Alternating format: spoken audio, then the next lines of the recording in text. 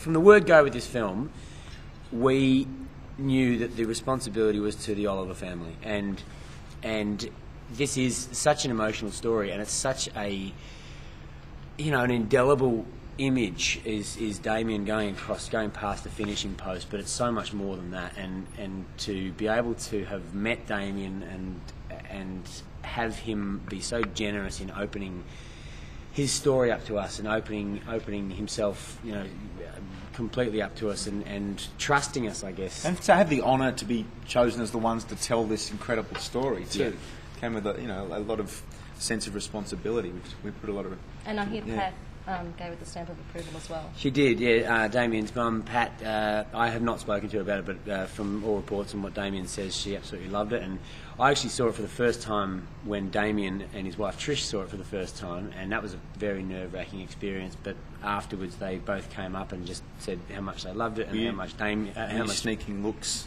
at Damien during the. I was, and that's pretty rare for an actor. You're usually just watching yourself. Rubbish. I didn't My know bit. you were in it. Rubbish. My bit. Yeah.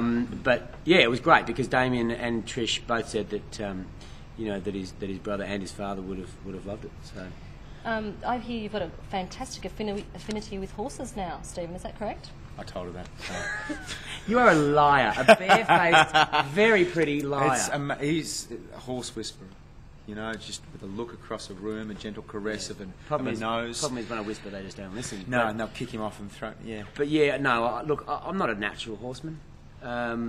I once went to the races, and I once actually saw a horse at the races, which was quite an experience. And I felt an affinity with the bar, but not with the horses just as yet. Well, I'll give you credit because you must be an excellent actor because it looks like you love horses in the film. So that's the main thing. Donna. No, look, that's the thing. You've got to do the job justice and you've got to do it seriously. You know, you've got to basically, as we said, it's about paying respect. And so I guess I just had to face my fear and try to be as realistic as possible, because if I didn't look like I was a real jockey, the piece would kind of fall over a bit, I think. Have you heard how it's the film's being tweaked quite significantly for the American market? Have you heard how does it make you feel to know that the Americans don't get our humour for starters and didn't want references to the Bali bombings, which is quite an important part of the film? I don't know, a bit of a minefield answering this one. I think that, you know, I guess if you have to use too much exposition to explain what the Bali bombings were in the first place, it might perhaps detract from the film for people who don't understand it. I don't know, but look, I just know that in the Australian version, the Bali bombings segment is such a big part of it because it was such a huge part of the time of 2002, and Australia needed someone to step up and inspire them and excite them again and you know, allow us to recover from what was such a horrible time. And Damien happened to be the man who stood up at the right time, and part of what makes this story such an amazing triumph. In their defence or in defence of that tweaking, I don't think any other nation or culture could properly understand the cultural impact that the Bali bombings had on Australia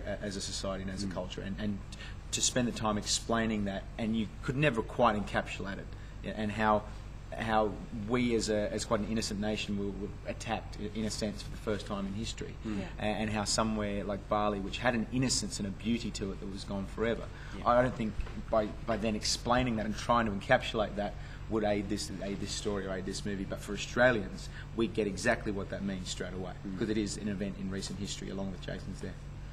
On a slightly lighter note, you're sitting centimetres away from the real Melbourne Cup. 4.8 kilograms of real gold there. Just behind you, just there, guys. Right there.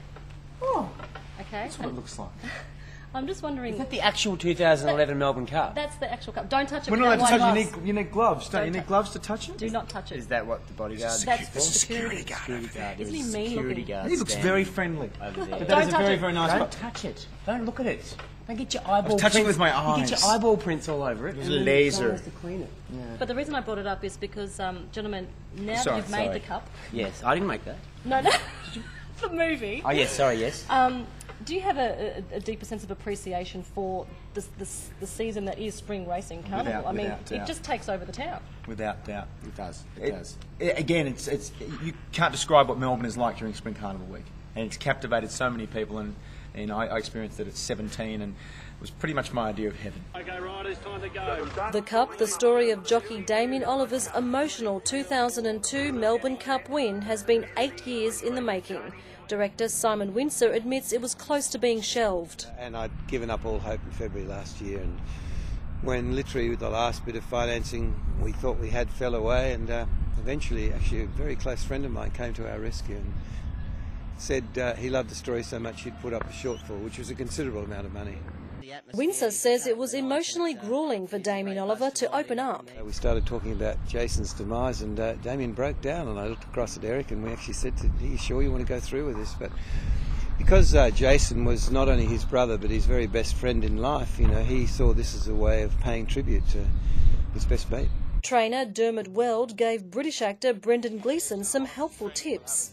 Brendan, or playing Dermot, walks over to the feed bin and says, well, it's all in the preparation, you know, and juggles with the food and makes it a nice neat pile, and the horse looks across and Brendan walks out of the stable and the horse goes over and starts eating. That's an old trainer trick. Wincer has also defended the re-editing of the film to satisfy American audiences, removing all references to the Bali bombings. A few cultural things they didn't get, and you find that out by talking to them afterwards, and so it's better for them not to be confused than to take them out. The Cup opens nationally this Thursday. All right, mate. Just trying to get the jump on us.